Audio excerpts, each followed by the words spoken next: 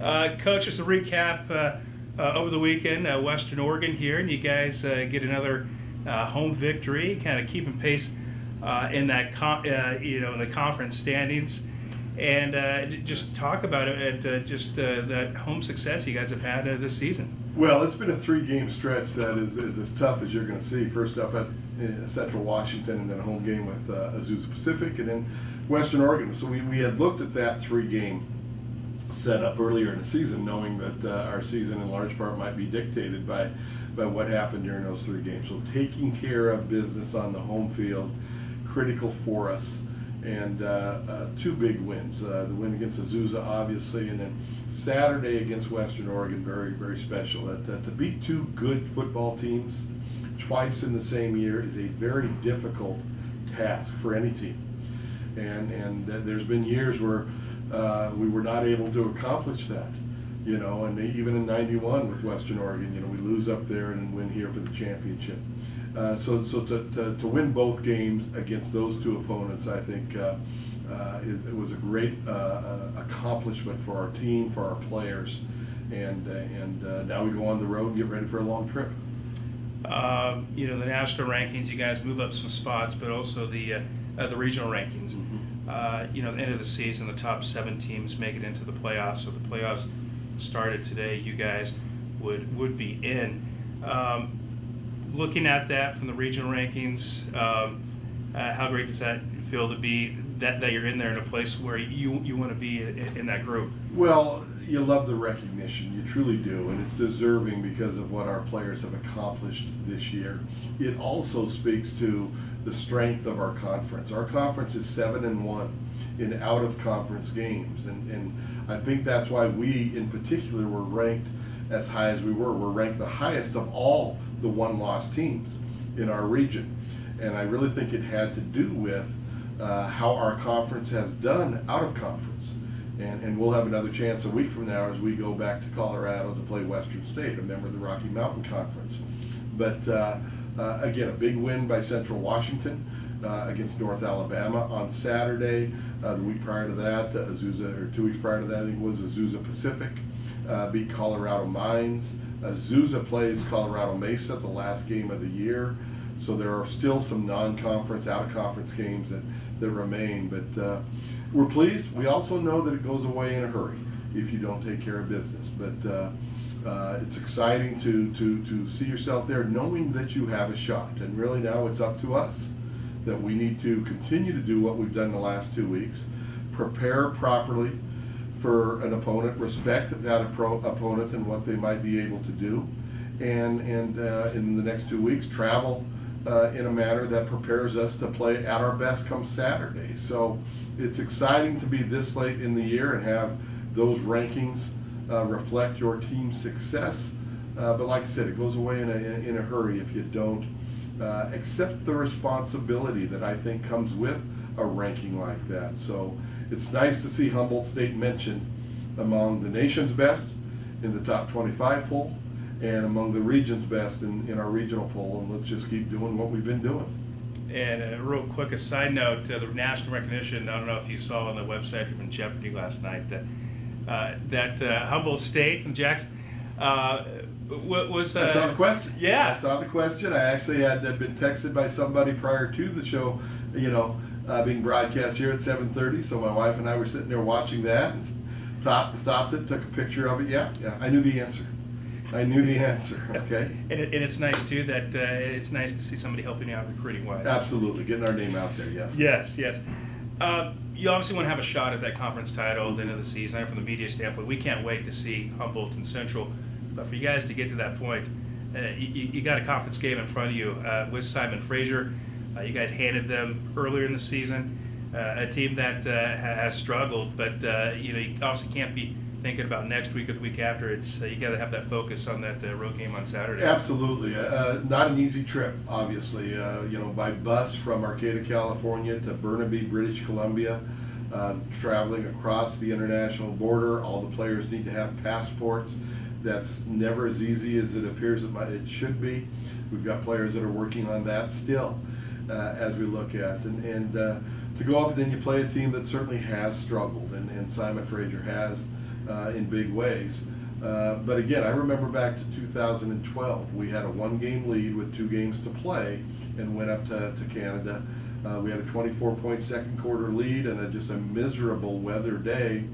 And they actually came back and beat us and knocked us out of that championship in 2012. Yeah, this is a very important game because it's a conference game. And we can't take for granted, we can't get caught up looking at, previous scores or anything like that. We prepared just the same this week as we did last week for Western Oregon, the week before for Azusa Pacific. We're going to prepare to be at our best. And as we did those last 2 weeks, the focus will be on Humboldt State first. That it's making sure that we continue to play good football. And we played good football Saturday night. We had very few penalties. We had nearly 500 yards. Our third down conversions, again, it was 57% or something like that on Saturday. We're over 50% on the season. So we're not beating ourselves, and that's so important for any games, but I think even more so when you play an opponent that you should beat, okay, based on what records might say. That you don't go out there and play differently. You don't go out there and beat yourself through mistakes, whether those mistakes be turnovers or penalties or just a lack of preparation. So again, Simon Fraser is going to prepare to be at their best. We have to prepare to be at our best. And this team has been very good in doing just that. We've got great senior leadership by these players that have been playing a lot of football in their careers here at Humboldt, and we'll lean on them this week to make sure that the team prepares as we always do, and that we travel well and we prepare ourselves through travel, all right, to be at our best come game time Saturday. Yeah, how much concern is there with travel over the next couple of weeks? You're not getting that lumberjack charter plane, Canada to Colorado. I mean, there's a lot of traveling involved over the next the 2 weeks. So how do you handle that, preparing the guys, keeping them fresh, but at the same time those long bus rides? I don't know how you kind of overcome that. That's who we are, and I tell the players, hey, when you sign on at Humboldt State, that's what you're signing on for, and we turn it into a positive. I want to make sure we eat well. But again, it's a team bonding opportunity. It's time together with friends, with teammates. And that's what we want to make sure, that's what we do. Now, we're the only ones that do this. When Azusa Pacific played here 2 weeks ago, they flew from Ontario into the Bay Area and then best up from there. When Simon Fraser, rather, came down to play us, they had a chartered flight, earlier in the season. That's not our way here at Humboldt. We're gonna bus it. And it's not new to us, so it's not a big thing, but we will have difficult travel. This trip, again, we normally have a 6:30 practice on Wednesday. This week we also have a 6:30 a.m. practice on Thursday to leave mid-afternoon on Thursday. Get up to Salem, stay there Thursday night, and then the rest of the way on Friday. Then after the game, all the way back, getting here sometime before noon, hopefully on Sunday. And then we have a very short week in turnaround for the game back in Colorado at Western State. We'll lose Thursday's day of practice, Thursday of that game week, as we have to leave by bus here at 7 a.m. to get down to Oakland to fly to Denver, stay in Denver that Thursday night, and then they tell me it's 4 hours from Denver up to Gunnison. And then that'll be a trip we'll get back probably late Sunday sometime. So this is not easy, and I think when you look at the success that we have had, the rankings that we have talked about, you've got to be impressed with what our players have accomplished and what it is they go through in accomplishing what it is we have to date. It's not easy. I don't know of any other team that spends as much time traveling as we do, with Thursday departures, Sunday returns, okay? But we have turned it into a positive here, that it's a team bonding opportunity. We have fun, we enjoy it, and certainly once we arrive at the game site, then you flip the switch over to, okay, now it's business. Now let's get serious about what it is we have to do and why we're here. But yeah, they're long trips, but again, it's who we are. And a question just about on Saturday. We kind of talked about it earlier, how you guys took care of Simon Fraser. But what do you remember about that game? What's going to be the key for you guys on Saturday? Well, again, we just they were with us and played with us really right to the end of the first half. We scored a late touchdown or two at the end of the first half to separate a little bit, but it was 21-14 with about 4 minutes to go in the half. They're a very, very young football team. They're trying to obviously change the culture there at Simon Fraser. They're trying to bring in, they have 4 true freshmen, I believe it is, starting on the offensive line, and they're backed up by 4 true freshmen. So a very young group, and they've obviously taken some lumps, but they're growing through it. I give all the credit in the world to Coach Bates and his coaches up there to Holdy, because you watch Simon Fraser play. They play hard. They play with emotion.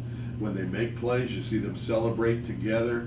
So they're still in the early stages of building what it is they're building there. But again, we can't take anything for granted. We've got to continue to prepare just like we always do and be at our best come game day. You know, you're a busy guy. If it's not traveling, preparing the team, watching Jeopardy, how often do you get a chance to go to the website and just kind of see where how much in pledges? I think it's over the $300,000 mark, but how often do you get a chance to kind of go in there and just kind of see and get an update? Manny, to be honest, I have not looked at that. And I want to make sure that those that are pledging understand how much we appreciate their support, whether it be through pledges, attendance at games, positive comments on message boards.